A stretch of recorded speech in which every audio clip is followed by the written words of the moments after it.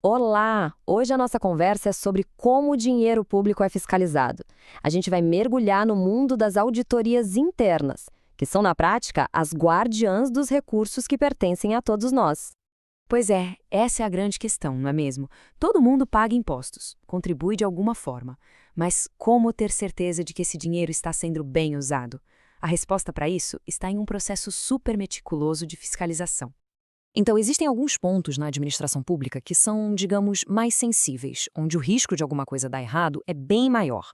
A gente está falando de licitações, contratos gigantes, a folha de pagamento, obras públicas, até mesmo coisas como convênios e diárias.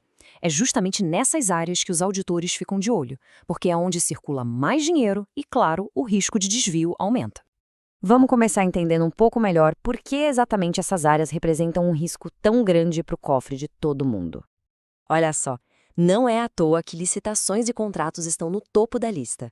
É a área que movimenta o maior volume de dinheiro nos municípios.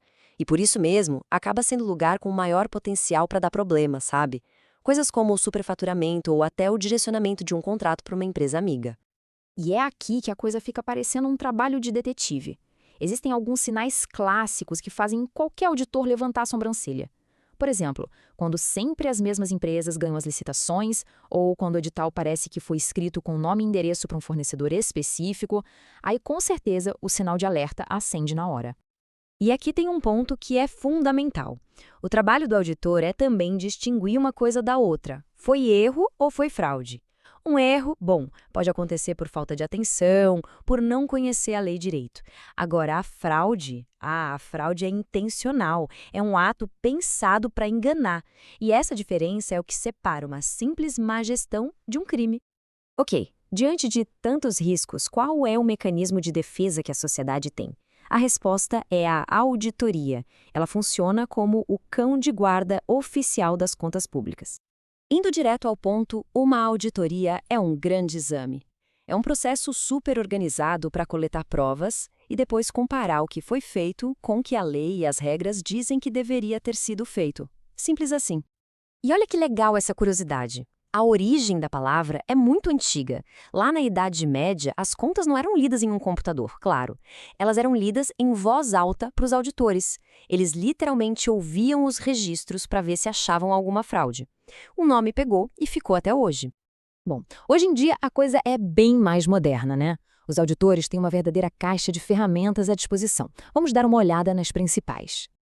Basicamente, existem 3 lupas diferentes que um auditor pode usar. A auditoria financeira quer saber: os números fecham, as contas estão certas? Já a operacional se pergunta: ok, o programa está funcionando? Está trazendo resultado? E por fim, a de conformidade, que verifica: as regras do jogo estão sendo seguidas? Cada uma tem um foco para garantir a boa gestão.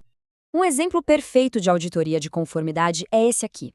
A Constituição Federal obriga os municípios a investir pelo menos 15% do que arrecadam com impostos na área da saúde. Isso não é uma escolha, é lei. É para garantir o dinheiro dos hospitais, dos postos de saúde.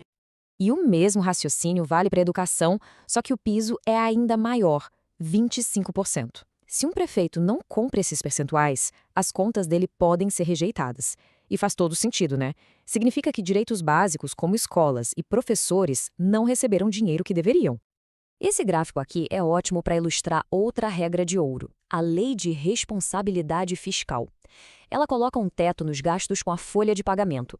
Existem esses limites, o de alerta e o prudencial, que funcionam como um aviso, sabe? Uma luz amarela piscando para o gestor não passar do limite máximo e acabar quebrando o município.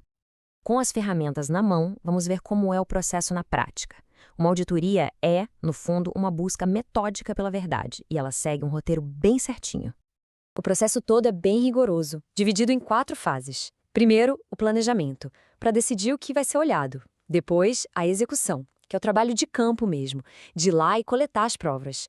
Aí vem a documentação, onde tudo, absolutamente tudo, é registrado. E por fim, o relatório, que é onde as conclusões são apresentadas. E para que todo esse processo seja confiável, ele precisa se apoiar em alguns pilares. As evidências têm que ser fortes, os papéis de trabalho precisam documentar todo o caminho, tem que ter supervisão para garantir a qualidade e, o mais importante, o relatório final tem que ser totalmente imparcial. O foco é nos fatos e em como melhorar a gestão. Bom, depois de ver todos esses detalhes mais técnicos, a pergunta que não quer calar é: por que todo esse trabalho importa tanto no nosso dia a dia?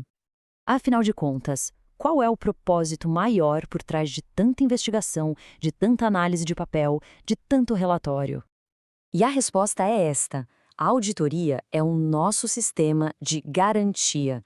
É ela que ajuda a assegurar que o dinheiro de todo mundo, o dinheiro público, seja usado para o que realmente importa, dentro da lei e do jeito mais eficiente possível, para o bem de toda a sociedade.